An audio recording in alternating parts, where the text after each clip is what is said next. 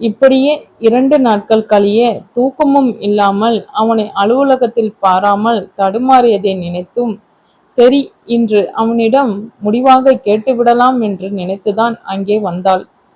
அவர்கள் இருந்த தெருவை வந்துவிட்டாலும் தயக்கம். ஒருவேளை மாமாவும் அத்தையும் வீட்டில் இருந்தால்? ஆமாம், பெரிய மாமா அத்தை. சரி, அங்கிள் ஆண்டி. அப்பொழுது பார்த்து கோந்து அவருடைய நண்பருடன் அருகே வர சம்யுதான் முதலில் அவரை பார்த்தாள். அவரிடம் கேட்கலாம், சீக்கிரமே கிளம்பி பிருத்திவி வீட்டில்தான் இருக்கிறானா என்று. எண்ணத்தை உடனடியாக செயல்படுத்த காரில் இருந்து இறங்கி அவரை நோக்கி கையை ஆட்டினாள். சத்தம் போட்டு கூப்பிட அவளுக்கு ஒரு மாதிரி இருந்ததால் கொஞ்சம் முன்னால் வந்தாள். காரை பார்க்கில் போட்டு இருந்தாள். கோந்துவுடன் இருந்த நண்பர் தான் முதலில் இவளை பார்த்து கோந்துவையா கூப்பிடுகிறாள் என்று கை காட்ட அவள் ஆமாம் என்று சைகை செய்தாள். எதையோ கையை ஆட்டி ஆட்டி விவரித்து கொண்டிருந்த கோந்து திரும்பி சம்யுவை பார்க்க செய்ய, முகம் மலர்ந்த கோந்து அவள் அருகில் வரும்போதே அவளை தாண்டி ஒரு தாடி வைத்த இளைஞன் வேகமாக சென்று அவளை தட்டிவிட்டு திறந்து இருந்த கார் கதவை உள்ளே நுழைந்து கொண்டே தன் பின்னால் சாத்தினான். அவளை தள்ளியதிலே நிலை தடுமாறி விழ இருந்தவள் படித்திருந்த பயின்றிருந்த டை காவாண்டோ கை கொடுக்க ஒரு எம்பி தன் பக்கத்தில் இருந்த பேசஞ்சர் ஜன்னலை பிடித்து அதன் வழியே அந்த இருக்கையில் இருந்த தன்னுடைய கைப்பையை எடுக்க முற்பட்டாள். அப்பொழுது அவள் அருகில் வந்த இன்னொரு நபர் அவளை தள்ளிவிட்டு அவள் கீழே விழுந்த சமயம் அந்த பேசஞ்சர் இருக்கையில் கதவை திறந்து அமர கார் கிளம்பியே போய்விட்டது. இதை பார்த்திருந்த மக்கள் வேகமாக அருகே வந்து அவளை எழுப்ப, அப்பொழுதுதான் இடது இடுப்பில் ஒரு சுளீர் என்ற வலியை உணர்ந்து கையை அங்கே வைத்து அழுத்தினாள். பிசு பிசுவென்று எதுவோ ஒட்ட கையை மெதுவாக எடுத்து பார்க்க அதில் ரத்தம் இருக்க கண்டு அதிர்ந்தாள். அப்பொழுதுதான் அந்த இரண்டாவது நபர் அவளை தள்ளிய வேகத்தில் அவளை கையில் வைத்திருந்த ஒரு கத்தியால் கிழித்துவிட்டு சென்றிருக்க வேண்டும் என்பது புரிய, அப்பொழுது வலது கையை வயிற்றை சுற்றி இறுக்கமாக கட்டிக்கொண்டு மற்றவர்கள் உதவியுடன் எழுவதற்குள் பதறியபடி கோந்து அவள் அருகில் வந்தார். சம்யுமா, என்னடா ஆச்சு? உனக்கு ஒன்றும் அடிப்படலையே. மெதுவா மெதுவா, என்னை பிடிச்சுக்கோ என்பதற்குள் பக்கத்தில் இருந்த ஒரு நல்ல மனிதர், பொறுக்கி பசங்க, ஒரு நிமிஷம் வண்டியை விட்டு நகரக்கூடாதே. ஏமா நீ நகர்ந்து போன? அதுவும் இதுக்குன்னே அலையுது ஒரு கும்பல். போமா, முதலில் ஒரு போலீஸ் கம்ப்ளைண்ட் கொடுத்துடு. பேக்ல நிறைய பணம் இருந்ததா என்று பொறுப்பாக கேட்க, இல்லை என்ற சம்யுவுக்கு அப்பொழுதுதான் பையுடன் சேர்ந்து அவளது டிரைவிங் லைசன்ஸ், அடையாள அட்டை, கம்பெனி கீ கார்டு மற்றும் கிரெடிட் கார்டுகள் எல்லாம் பறிப்போனது உரைத்தது. அவசரமாக இடது கையை விரிக்க செல்போனையும் பக்கத்து சீட்டில் போட்டது நினைவுக்கு வர சே என்றாள். இதற்குள் மற்றவர்கள் எங்கே போலீஸ் கேஸ் என்றதும் சாட்சிக்கு கூப்பிடுவார்களோ என்ற எண்ணத்தில் அங்கே இருந்து காணாமல் போக 1-2 பேர்கள் பொதுவாக உபசரித்தை அள்ளி தெளித்து விட்டு தான் சென்றார்கள். அடிக்கடி பட்டிருச்சான்னு வீட்டுக்கு போய் பார்த்துருங்க. இவனுங்களை எல்லாம் நடு ரோட்ல நிக்க வச்சு தட்டணும். ஒழுங்கான வீட்டில தான் பிறந்து வளர்ந்துருப்பாங்களா? கூடவே இவனுங்களை பாடையில வச்சு கொளுத்த என்ற நல்லாசிகள் வெறு கேட்டது. சம்யுவுக்கு அவர்கள் வீட்டுக்கு வர கொஞ்சம் கூட இஷ்டமில்லை. முன்னே என்றால் அவளே அங்கு செல்லலாம் என்று சொல்லியிருப்பாள். ஆனால் எப்பொழுது பிருத்திவிக்கு அவள் மேல் ஒரு ஈடுபாடும் இல்லை என்று தெரிந்து கொண்டாலோ அப்போதே அவனை நினைக்க கூடாது என்று முடிவெடுத்தாள். நினைப்பதெல்லாம் நடந்துவிட்டால் எப்படி? கோந்து பிடிவாதமாக அவள் வந்துதான் தீர வேண்டும் என்று அவளை நடத்தி அழைத்து வர வழியால் தடுமாறினாள். அவள் கேட்டதற்கு ஒன்றும் பெரிதாக அடிப்படவில்லை. அந்த ஆள் தன்னை தாண்டி சென்ற போது அவன் கையில் வைத்திருந்த கத்தியால் கீறி இருக்க வேண்டும் என்று மெதுவாக கூற கோந்து மேலும் பதறினார். முதலில் பிருத்திவிடம் சொல்லி சீஃப் செக்யூரிட்டி ஆபீசர் என்ற முறையில் தன்னுடைய கிரெடிட் கார்டை கேன்சல் செய்ய சொல்ல வேண்டும். போலீஸுக்கு சொல்வதற்கு கூட அவளிடம் போன் இல்லை. கோந்து கையிலுமே அப்பொழுது போன் இருந்திருக்கவில்லை. அதனாலேயே அவருடன் மனமில்லாவிட்டாலும் உள்ளே நுழைந்ததும் பிருத்திவியும் சுஜியும் கோந்து சொன்னதை நம்ப முடியாமல் பார்க்க சுஜிதான் முதலில் பேசினாள். இது என்ன புது கதை? தாத்தா, இதுக்கு ஸ்கிரிப்ட் எழுதுனது நீங்களா இல்ல அவங்க பாட்டியா? அதிர்ந்தார்கள் மற்ற அனைவரும். என்ன இது என்று பார்வையை பிருத்திவி தங்கை புறம் வீச, கோந்துவுக்கு தன் பேத்தியா இப்படி நாகரிகம் இல்லாமல் கேட்டது என்று இருக்க, சம்யுவுக்குமே இப்பொழுது சுஜி அப்படி கேட்டதும் இடுப்பில் நிமிடத்துக்கு நிமிடம் அதிகமாகி கொண்டிருந்த வலியை காட்டிலும் எரிந்தது. சுஜி, என்ன இது? வீட்டுக்கு வந்தவங்க அதுவும் அடிபட்டு வந்திருக்கா? நீ அப்படி பேசுறது நல்லாவே இல்லை. சம்யு, அவ கிடக்குறா, நீ வாமா. கோந்து அழைக்க அவள் கண்ணில் முறைப்போடு கண்ணீரும் சேர்ந்தே வர அவரை வெறித்து பார்த்தாள்.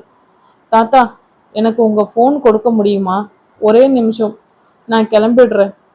அவளும் பிருத்திவி வாயை திறந்து ஒன்றும் சொல்லவில்லை என்ற கோபம் வேறு. தங்கையை பேச விட்டு வேடிக்கை பார்க்கிறானா? அவமானமாக இருந்தது. தாத்தாவா? எப்படி எங்க தாத்தா உனக்கும் தாத்தாவா ஆனார்? எனக்கு தெரிந்தவரை எங்க அம்மாவும் அப்பாவும் கூட பிறந்தவங்க யாரும் இல்லை, மிஸ் சம்யுக்தா. சுஜிக்கு ராம் அவளிடம் ஒன்று பேசாமல் அவளை அன்று கோவிலில் நிராகரித்தது வேறு கோபம்.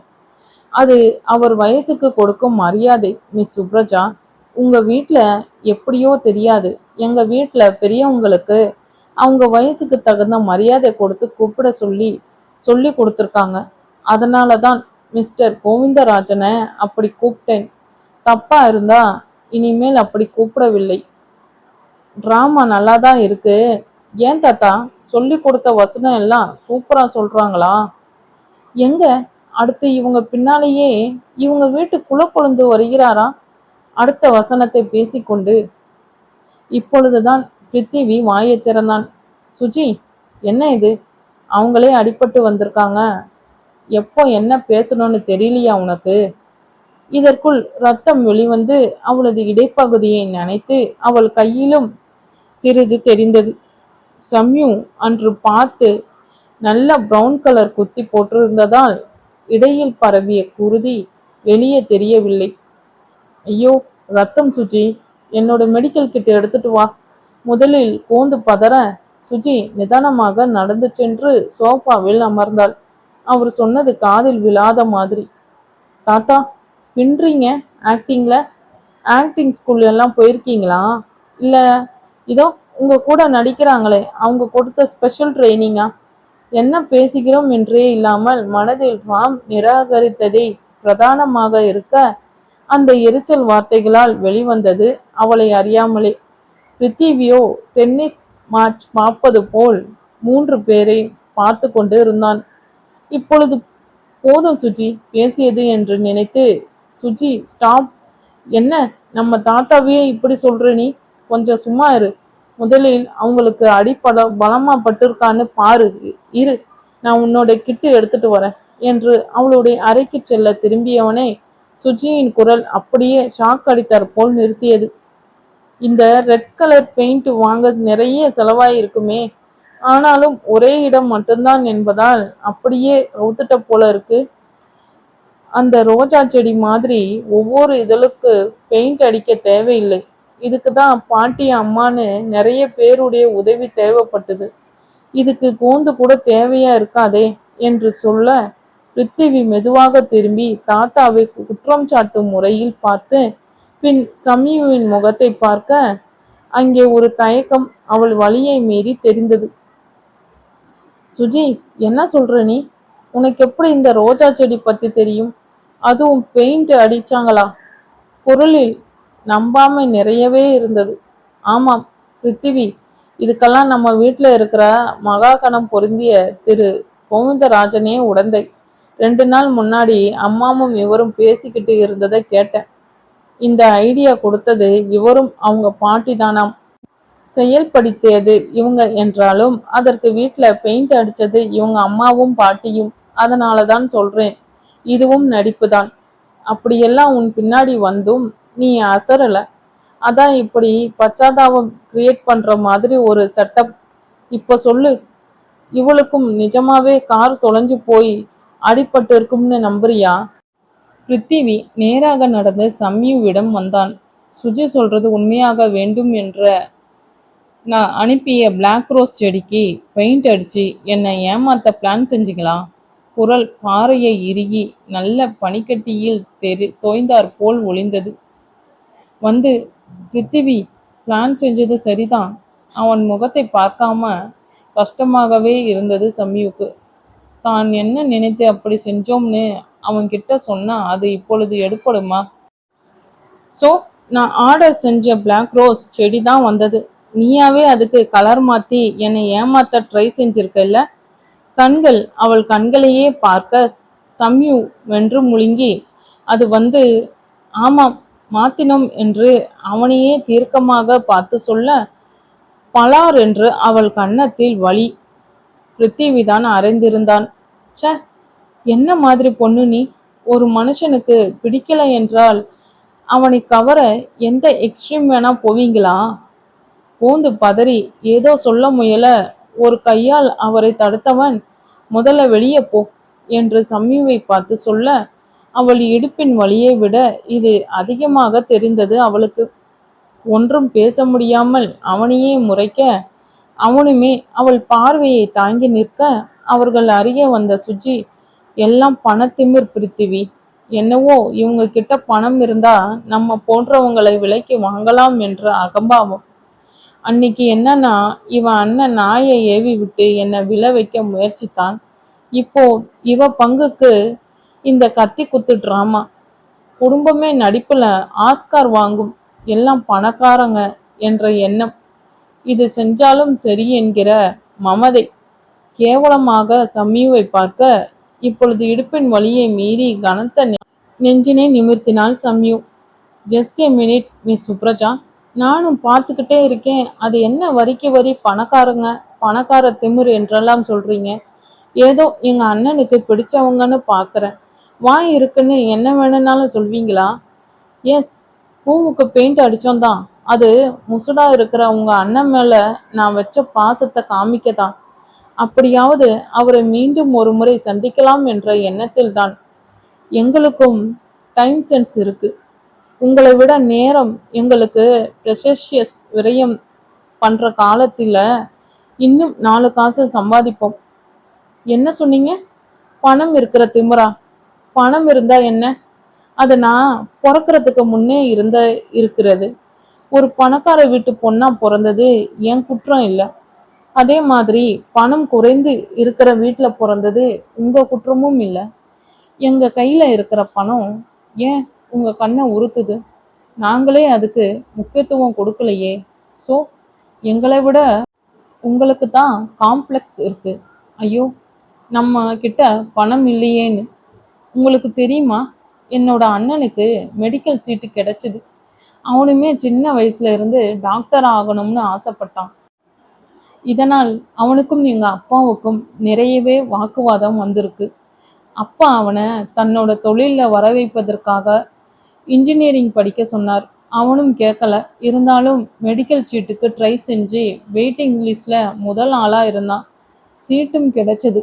அப்போதான் வெயிட்டிங் லிஸ்ட்ல இருக்கிற செகண்ட் பர்சன் வீட்டுக்கே வந்து அவ டாக்டர் ஆகுங்கிறது செத்துப்போன அவளோட அம்மா கனவு என்றும் அதற்கு பணம் கூட அந்த அம்மா நகையை யூஸ் செய்துக்க சொல்லிதான் செத்து போனாங்க என்றும் சொல்லவே அதை உறுதிப்படுத்திக்கிட்டு தன்னுடைய இடத்த விட்டு கொடுத்தான். அப்படியே அவன் கனவையும் சேர்த்துதான். இத உங்களை மாதிரி இருக்கிறவங்க செய்வீங்களா? சும்மா பணம் பணம்னு நீங்க தான் அதை பற்றியே பேசிக்கிட்டு இருக்கீங்க. அதே பணத்தால நாங்க செய்யற நல்ல காரியத்தையும் எல்லாம் வெளிச்சம் போட்டு காட்டுகிறது இல்லை. எங்க ட்ரஸ்ட் மூலமா எத்தனை ஏழை குழந்தைகள் படிக்குதுன்னு தெரியுமா? இன்னைக்கு அண்ணன் பிறந்த நாளோ இல்லை என்னுடைய பிறந்த நாளோ அதை ஒரு அனாதை ஆசிரமத்தில் இருக்கிற அந்த குழந்தைகளோட தான் கொண்டாடுவோம். நீங்கள் செய்வீங்களா? ரொம்ப தெரிஞ்ச மாதிரி பேசிக்காதீங்க. ஆனால் ஒரு விஷயத்துக்கு இந்த ஆக்சிடெண்ட்டுக்கும் நான் நன்றி சொல்லியே தீரணும். உங்கள் மனசில் எல்லாம் எங்களை பற்றி எப்படிப்பட்ட அபிப்பிராயம் இருக்குதுன்னு தெரிய வந்ததே. இப்பொழுது பிருத்திவியிடம் திரும்பி, எந்த உரிமையில் நீங்கள் என்னை அடிச்சிங்க? யார் உங்களுக்கு அந்த உரிமையை கொடுத்தது? சீஃப் செக்யூரிட்டி ஆஃபீஸர் என்பது அலுவலகம் பொறுத்தமட்டில்தான். ஓகே மிஸ்டர் பிருத்திவிராஜன், என்னோட கீ கார்டு தொலைந்து போய்விட்டது. நீங்கள் என் கீ கார்டை டீஆக்டிவ் செஞ்சிடுங்க இமிடியட்லி என்று குரல் கெட்டிப்படி அதிகாரத்துடன் உரைத்தாள். பிருத்திவி ஸ்தம்பித்தான். நானா ஒரு பொண்ணை அடித்தது? என்ன ஆயிற்று எனக்கு? அந்த அதிர்ச்சிக்கு பின் அவள் என்னவோ பேசினாள் என்று தெரிந்தது. ஆனால் என்ன என்று சுத்தமாக காதில் வாங்கவில்லை. இப்பொழுது அவள் அவனிடம் நேராக பேசவும் தான் என்னவோ கீகார்டு பற்றி சொல்கிறாள் என்பது புரிய வர அவளை பார்த்து, சாரி, புது ரூல்ஸ் தெரியும் தானே? ஒரு போர்ட் மெம்பர்ஸ் கார்டு தொலைந்தால் வேறு 2 போர்ட் மெம்பர்ஸ் எனக்கு உத்தரவாதம் தரணும். அப்பொழுதுதான் என்னால் இதை கேன்சல் செஞ்சுட்டு வேற ஒரு புது கார்டு ஏற்பாடு செய்ய முடியும் என்ற அதிகார போர்வையை சாத்தி சொல்ல சம்யு மேலும் உடைந்தாள். கோந்து மீண்டும் இடையிட அவரை ஒரு பார்வையாலேயே அடக்கியவள், யூ வில் கெட் இன் சூன் என்று சொல்லிவிட்டு கோந்து பக்கம் திரும்பி, தாத்தா, உங்க பர்மிஷனோட இன்றைக்கு இந்த போனை எடுத்துட்டு போறேன், சீக்கிரம் கொடுத்து அனுப்பிடுறேன் என்று சொல்லி மீண்டும் இதையெல்லாம் ஒரு அலட்சிய போக்குடன் பார்த்து கொண்டிருந்த சுஜியிடம் திரும்பி, மிஸ் சுப்ரஜா, இப்போ சொல்றேன், நீங்க என்ன சொல்றதுன்னு இனிமேல் நானோ என் அண்ணனோ உங்க வழியில குறுக்க வரமாட்டோம். வர வேண்டிய அவசியமும் இருக்காது. இனிமேல் நீங்களே வந்து எங்க கிட்ட பேசினால் கூட உங்களுக்கு ஒரு வார்த்தை கூட பதிலா கிடைக்காது. Sorry for everything. We will not trouble you here after என்று அழுத்தமாக சொல்லி கோந்துவிடம் கண்ணாலேயே விடைபெற்று கொண்டு திரும்பி நடந்தாள். கால்கள் ஒரு நிமிடம் தள்ளாட கைகள் தாமாக பக்கத்தில் இருந்த கதவை பிடிக்க பிருத்திவி தன்னிச்சையாக அவள் புறம் நகர்ந்தான். இதற்குள் சுஜியும் ஒரு நிலைக்கு வந்து, ஐயோ, என்ன ஆச்சு எனக்கு? ஏன் இப்படியெல்லாம் பேசினேன் என்று பதறி எழுவதற்குள் தன்னைத்தானே சமாதானப்படுத்தி சம்யு கிடுகிடுவென்று கீழே இறங்கி போனாள். ஒரு பயங்கர நிசப்தம் நிலவியது அங்கே. கோந்து நிற்க முடியாமல், அங்கே நடந்ததை ஏற்றுக்கொள்ள முடியாமல் மெதுவாக வந்து சோஃபாவில் உட்கார்ந்து பேத்தியை பார்த்து, தப்பு பண்ணிட்ட சுஜி குட்டி. அவ கார் திருடு போகும்போது நான் பக்கத்துல தான் இருந்தேன். என்னை பார்த்து என்கிட்ட பேச வரும்போது தான் கார் திருடு போச்சு. அவளுக்கு அடிப்பட்டதை நான் மட்டும் இல்லை, நம்ம நியாயர் கடையில் நின்றுக்கிட்டு இருந்தவங்க எல்லாருமே பார்த்தாங்க. இப்படி பேசிட்டே சுஜி. அவ தயங்கினா. நான் தான் கட்டாயப்படுத்தி அழைச்சிட்டு வந்தேன். சே, வார்த்தைகளையே விட்டுட்டோயேம்மா. விட்ட வார்த்தைகளை, கண்ணிலிருந்து விழுந்த நீரை திரும்ப எடுத்துக்க முடியுமா சுஜி? ஒரு டாக்டரா இருந்து அவளுக்கு உதவி செஞ்சிருக்கணும். இன்னைக்குன்னு பார்த்து கௌசி கூட வீட்டில் இல்லாம போயிட்டாளே. அவ ஃப்ரெண்டு பொண்ணுன்னு யோசிக்கலாம். பிருத்திவி, உனக்கு என்ன ஆச்சு? குரல் தழுத்தழுக்க கேட்டார். பிருத்திவிக்கு இப்பொழுது ரொம்பவே கஷ்டமாக இருந்தது. நிஜமாகவே அவளுக்கு அடிபட்டு இருக்கும் போல. இதுல நான் வேற ஆதரைசேஷன் அது இதுன்னு கேட்டுட்டு, சே, கை முஷ்டியை இறுக்கி வைத்து இன்னொரு கையிலே குத்தினான். அவசரமாக ஓடி பால்கனியில் இருந்து பார்க்க வெளியிலே அவளை காணவில்லை. அப்பொழுதுதான் ஒரு ஆம்புலன்ஸ் வேறு இவர்கள் கேட்டில் இருந்து கிளம்ப, அதற்குள் எப்படி ஆம்புலன்ஸ் வந்தது என்று நினைத்து அவசரமாக கீழே இறங்கினான். கீழ் அப்பார்ட்மெண்ட்டில் மணி அப்பொழுதுதான் அவர்கள் அம்மாவை வீட்டின் உள்ளே அழைத்து சென்று சோஃபாவில் அமர வைத்து கொண்டிருந்தான். என்னாச்சு மணி அம்மாவுக்கு? திரும்ப ஆஸ்துமா சொல்லையா? ஆமாம், இந்த தடவை ரொம்பவே கஷ்டமாக விட்டுட்டாங்க. அதான் காலையிலேயே ஹாஸ்பிட்டல் கூப்பிட்டுட்டு போயிட்டேன். இத்தனை நேரம் நெபுலைசேஷன் வைத்திருந்தாங்க. மணி கூற அவனது அம்மா வீட்டில் ஒன்று வாங்கி வச்சிருக்கன்னு மணி அதை, பிருத்திவி, உன் ஃப்ரெண்டு யார்கிட்டையாவது சொல்லி எனக்கு ஒன்று அமெரிக்காவில் இருந்து வாங்கி வர சொல்லுப்பா. என்ன பணம் ஆகுதோ கொடுத்துடுறோம். என்ன மணி? இதை சொல்வதற்குள் அவருக்கு மூச்சு இறைத்தது. விடுங்க ஆண்டி, ரெஸ்ட் எடுங்க, நான் வரவழைச்சு தரேன். மணி, இப்போ வேற ஏதாவது ஹெல்ப் பண்ணணுமா? இல்லைப்பா, ஒன்றும் வேண்டாம். இப்பொழுது ஆண்டி தான் சொல்ல மணியும் அதை ஆமோதிக்கவே பிருத்திவி மீண்டும் கேட் அருகில் வந்து வெளியே பார்த்தான். 2 பக்கமும் பார்த்தும் சம்யுவை எங்கும் காணாததால் மீண்டும் மாடிக்கு வந்தான். வந்தவன் வாசப்படியின் பக்கத்தில் தரையில் 2 துளி இரத்தக்கரையை பார்த்து பார்வையை மேலே திருப்ப கதைவிலும் கொஞ்சம் ரத்தம் தெரிந்தது. 2 கை விரல் அளவு இருந்ததை பார்த்ததும் தான் சம்யு தடுமாறி பின் அந்த கதவை பற்றி நிலைப்படுத்தியது ஞாபகம் வந்தது. இப்பொழுது பதட்டம் கூட வேகமாக உள்ளே சென்றான். தாத்தா, அவளை எங்கேயுமே காணோம். வாசல்ல பார்த்தேன். சுஜி, இதை பாரு, ரத்தம் தானே? ஐயோ, அவ சொன்னது நிஜம்தான். ஓந்து ஒருவேளை ஹாஸ்பிட்டல் கிளம்பி போயிருப்பாளோ? தெரியலையேப்பா. ஐயோ, அவளிடம் பணம் கூட கிடையாதே. அவ ஹேண்ட்பேக்கு கூட காரோட போயிச்சே. எப்படி போனாலோ? இப்பொழுது முகத்தில் பதட்டம் அப்பட்டமாக தெரிய சுஜி அவரை பரிதாபமாக ஒரு பார்வை பார்த்தாள். சாரி தாத்தா, நான் அவ நம்பல. மறுபடியும் ஏமாத்த பிளான் செஞ்சு வந்திருக்கான்னு நினைச்சேன். தப்பு பண்ணிட்டேன் பிருத்திவி. ஒரு டாக்டரா இருந்து. கோந்து இப்பொழுது அவளை தன்புறம் திருப்பினார். எதுக்கு சுஜி இப்படி வெறுப்ப கவுட்டுன அவ பேர்ல? அவ என்ன பண்ணுனா? ஆமா, உனக்கு என்ன கோபம் அவள் மீதா இல்ல ராம் மீதா? சுஜி என்ன சொல்வான்? அவனையே நினைத்து கடந்த 6 மாதமும் உருகி கொண்டு இருந்தேன். ஆனால் அவனோ அன்று நடந்தது ஒரு கனவு மாதிரி. இவளை கண்டு கொள்ளவே இல்லையே. அன்று இவளைதான் கல்யாணம் செய்து கொள்ள ஆசைப்படுகிறேன் என்றதெல்லாம் பொய்யா? ஓ, ராம் உன்கிட்ட பேசவில்லைன்னா உனக்கு தெரியுமா?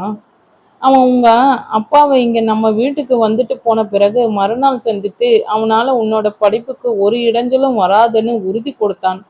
உங்க அப்பாவுக்கு அவனை பிடிச்சதுக்கு இது ஒரு காரணம் தெரியுமா? அதே மாதிரி அன்னிக்கு ஏர்போர்ட்டுக்கு அவன் வந்தால் பரவாயில்லை என்று ராமிடம் அவனே சொன்னான். ஆனால் ராம் தான் இல்லை, இன்னும் கொஞ்சம் மாசம்தானே வெயிட் பண்றேன்னு சொல்லிட்டான்.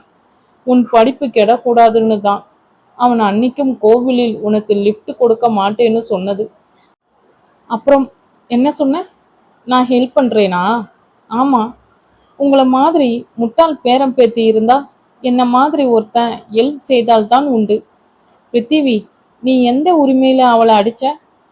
அவ அப்படி ஒரு காரியம் செஞ்சானா? குடும்பமே செஞ்சதுன்னா அது எதுக்குடா? அவகிட்ட இல்லாதது அப்படி என்ன உன்கிட்ட இருக்குதுன்னு உன் பின்னாடி வந்தா? அவளுக்கும் உன்னை பிடித்திருந்தது. அதனாலதான் நீ எத்தனை முறை அவளை நிராகரிச்சும் நாய்க்குட்டி மாதிரி உன் காலிலேயே சுத்தி சுத்தி வந்தா. நீ அவ அன்பை மதிக்கவே இல்லை. உட்கார்ந்து யோசனை செய்து பாரு. உன் மனசை கேளு. அவ உன்னோட மனசுல இல்லையான்னு. அப்படி இல்லைன்னா நீ ஏண்டா அவ உன்னை ஏமாத்திட்டான்னு ஃபீல் செஞ்ச? உன் மனசு உனக்கே தெரியல. சம்யு என்னைக்கோ உன் மனசுல வந்தாச்சு, உனக்கு தெரியாமலே.